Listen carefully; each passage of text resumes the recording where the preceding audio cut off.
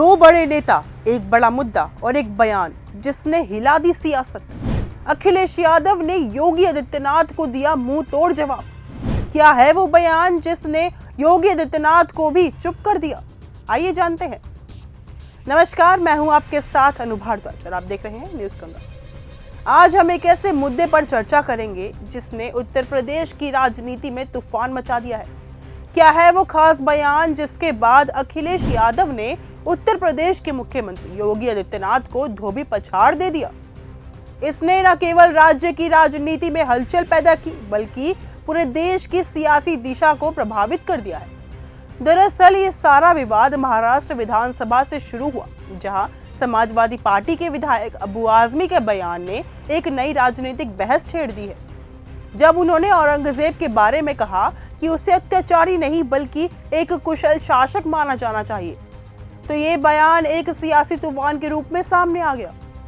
अब यही वो बिंदु था जब मुख्यमंत्री योगी आदित्यनाथ इस बयान पर कटाक्ष करते हुए समाजवादी पार्टी पर हमलावर हुए। उन्होंने समाजवादी पार्टी को भारत विरोधी कहते हुए ये तक कह डाला कि सपा औरंगजेब को आदर्श मानती है। उन्होंने आगे कहा कि उस कमबख्त को पार्टी से निकालकर यूपी भेज दो, इनका इलाज तो हम करेंगे। लेकिन अखिलेश यादव ने ये सब चुपचाप नहीं सहा। उन्होंने न केवल योगी आदित्यनाथ को जवाब दिया बल्कि महाराष्ट्र में अबू आजमी का समर्थन करते हुए ये कह दिया कि यदि सच बोलने पर किसी का निलंबन किया जाए तो ये लोकतंत्र के खिलाफ है। उन्होंने योगी के शब्दों पर कड़ी प्रतिक्रिया देते हुए कहा कि वो खुद जो भाषा इस्तेमाल करते हैं वो न केवल समाज के लिए अपमानजनक है बल्कि उसे धोबी पछाड़ ही कहा जा सकता है। अखिलेश यादव ने कहा जो कुछ भी हुआ वो सही था। अबू आजमी ने इतिहास के तथ्यों को सामने रखा और जो कुछ कहा वो कोई नई बात नहीं थी। इस पूरे मामले के बाद सपा ने पूरी तरह से अपनी स्थिति स्पष्ट करते हुए योगी आदित्यनाथ के खिलाफ मोर्चा खोल दिया। सबसे पहले दिखाते हैं योगी आदित्यनाथ ने सभा में क्या कहा। क्रूर शासक, उसको समाजवादी पार्टी आदर्श मानती है, जो भारत को रौंदने के लिए आया था, जजिया कर लगा रहा था, भारत का इस्लामीकरण कर रहा था। और शाहजहां ने भी अपनी जीवनी में लिखा है, उन्होंने कहा है कि औरंगजेब को कोसते हुए उसने लिखा कि तुमसे अच्छा तो ये हिंदू है जो जीते जी तो अपने बुजुर्ग मां बाप की सेवा करता है, मरने के बाद श्राद्ध तर्पण के माध्यम से वर्ष में एक बार उन्हें जल देता है। तुम तो मुझे एक एक बूंद पानी के लिए तरसा दिए हो। अब समाजवादी पार्टी यह तय करे ये पटना की खुदाबंद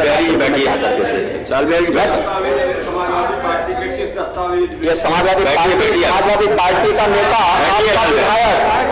आपका विधायक घोषणा करो ना, उस कमबख्त को निकालो पार्टी से और उसको एक बार यूपी भेज दीजिए, बाकी उपचार हम अपने आप करवा लेंगे।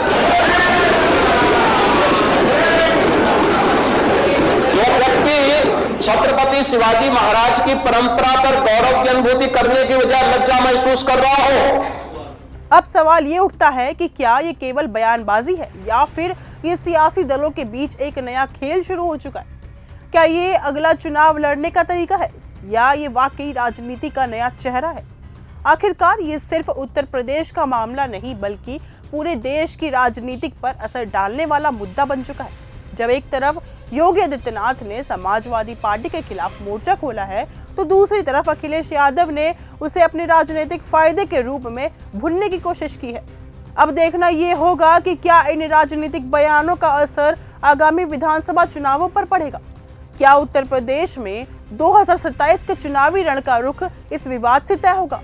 सवाल कई हैं लेकिन जवाब तो आने वाला समय ही बताएगा। अब आप भी अपनी राय हमें कमेंट सेक्शन में जरूर बताएं कि क्या वाकई 2027 का चुनाव औरंगजेब पर लड़ा जाएगा या फिर सिर्फ एक सियासी जंग का हिस्सा रह जाएगा। तो फिलहाल आज की इस वीडियो में सिर्फ इतना ही। देश और दुनिया की तमाम खबरों के साथ ऐसे ही जुड़े रहने के लिए देखते रहिए न्यूज़ गंगा। ऐसी ही खबरों को सुनने और देखने के लिए सब्सक्राइब करना बिल्कुल मत भूलिएगा चैनल न्यूज़ गंगा। खबरें अच्छी लगी तो लाइक का बटन दबाना बिल्कुल मत भूलिएगा। कमेंट बॉक्स में टाइप भी कर सकते हैं और हाँ, शेयर करना भी बिल्कुल मत भूलिएगा।